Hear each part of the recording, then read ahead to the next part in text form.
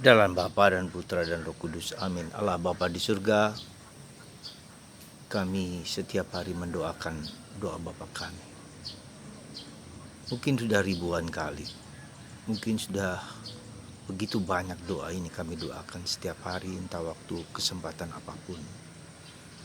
Tapi mungkinkah kami menyadari makna arti doa ini? Bantu kami ya Bapa dengan Roh Kudus-Mu, supaya misteri revelasi Putra-Mu Yesus bahwa Engkau adalah Bapa sungguh nyata dalam hati, pikiran, dan budi kami. Terpujilah nama-Mu kini dan sepanjang segala masa. Amin. Para saudaraku terkasih dalam Kristus Yesus, hari ini mengajarkan doa Bapa kami atas permintaan para murid-Nya. Yesus ajari kami berdoa. Tentu kita sadar bahwa sudah beribu kali kita mendoakan doa Bapa kami ini.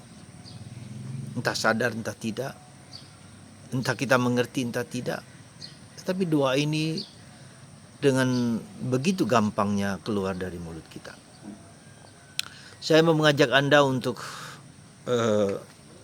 merenungkan doa Bapa kami ini sebagai suatu semacam indikasi, semacam kriteria sejauh mana hidup doa kita itu sungguh tumbuh, berkembang, dan mendalam. Hari-hari ini saya mengajak Anda untuk apa yang saya sebut gerakan mencintai ruah. Salah satu tujuannya adalah bahwa kita semakin menyadari kata-kata atau kalimat di balik ungkapan itu. Saya ingin mengajak Anda untuk tidak hanya mendengarkan apa yang disampaikan oleh para pengkhotbah, pembawa pemberi renungan seperti saya atau yang lain-lain.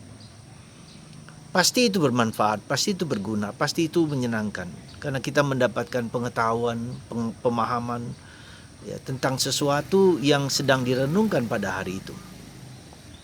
Saya tidak berpikiran negatif, tetapi saya akan mengajak Anda untuk lebih mendalam.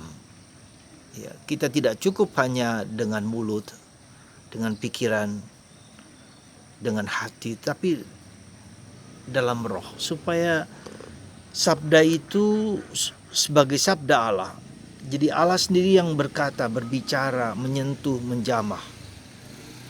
Jadi ada satu sisi lain yang mau saya ajak Anda untuk tidak terpaku kepada pengertian seorang pastor, seorang penceramah, seorang pemberi renungan. Ya, tentu itu baik, supaya kita dengan pikiran itu masuk ke dalam diri masing-masing. Tetapi itu baru satu sisi. Sisi lain adalah bahwa ketika kita membaca sabda Allah, seperti hari ini Yesus mengajarkan doa Bapa kami, kita membaca ulang, bahkan tidak hanya sekali, 2 kali, 3 kali, 4 kali, 5 kali, supaya sabda itu sendiri, Allah yang berbicara itu masuk dalam diri kita. Kita mengizinkan dan membiarkan sabda Allah itu berbicara dalam diri kita. Anda tentu bertanya, bagaimana mungkin saya membaca sampai 5 kali hal yang sama? Itulah. Ketika ada dorongan, saya pun jujur saya katakan pertanyaan yang sama serupa juga saya ajukan, bagaimana saya bisa? Tetapi ketika dengan pelan-pelan, dengan merenung, dengan menulis, dengan mengaktifkan seluruh indera kita. Saya mau mengatakan mengaktifkan seluruh indera penglihatan, pendengaran, perasaan, juga taste, merasa, dan penciuman. Ya, dengan mengaktifkan seluruh panca indera kita ini, maka daya dalamnya, daya masuknya itu lebih kuat. Ya. Kita mungkin selama ini dengan memakai panca indera penglihatan, pendengaran, tetapi mungkin yang lain. Kita bisa merasakan perasaan dari para rasul ketika mereka minta diajari doa Bapa kami. Karena murid-murid dari Yohanes Pemandi juga diajari oleh Yohanes Pemandi bagaimana berdoa, tetapi para rasul rupanya tidak melihat bahwa Yesus mengajari dia berdoa. Mungkin Yesus ingin mereka sendiri melihat apa yang dilakukan Yesus, sehingga mereka bertanya. Ada semacam membiarkan para rasul juga untuk melihat, mengalami, dan dari situ muncul keinginan mereka untuk berdoa. Dan itu saya kira sesuatu yang cara pendekatan yang menganggap para rasul sudah cukup dewasa untuk belajar sendiri, untuk melihat sendiri. Jadi dengan indera penglihatan, pendengaran, penciuman, dan berjalan bersama Yesus, itu adalah suatu proses di mana kita juga berjalan bersama Yesus. Maka gunakanlah seluruh panca indera batin kita, ya, indera penglihatan, penciuman, tasting, pendengaran, ya. Dan itu bukan hanya secara fisik tetapi secara batinnya. Dan proses inilah yang saya inginkan di dalam Anda mendengarkan emas ini, ya. Kenapa saya dulu memberikan kata emas itu? Emas itu adalah meditasi anti sedih, ya, melalui email, ya, melalui internet, sekarang melalui YouTube, ya. Emas, meditasi anti stres, ya, lewat lewat internet.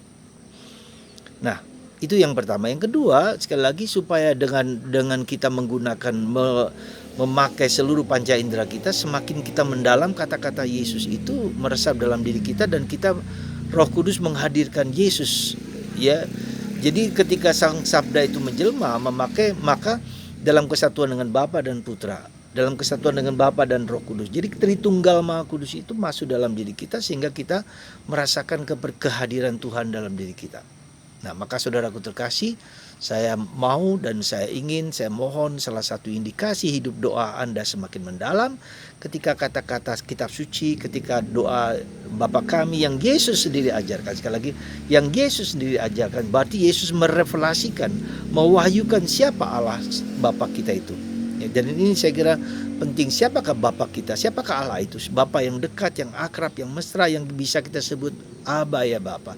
Dan itu dilakukan Yesus. Ketika Yesus menyebut Allahnya adalah Bapa, maka kita juga harus memiliki relasi personal yang dekat dengan Yesus, dengan Bapa. Maka kemarin seperti kita melihat bagaimana Maria duduk di dekat kaki salib, di kaki Yesus, dan mendengarkan sabda Allah, mendengarkan Yesus yang berkata, bersabda. Semoga Anda dan saya sungguh-sungguh seperti Maria mendengarkan sendiri kata-kata Yesus yang berkata kepadaku, jangan takut, aku selalu menyertaimu, aku mendampingimu, aku adalah Bapa yang penuh kuasa, yang mengalahkan segala kekuasaan manapun. Semoga Tuhan memberkati Anda semua. Bapa, Putra, dan Roh Kudus. Bapa, Putra, dan Kudus. Bapa, Putra, dan Kudus. Amin.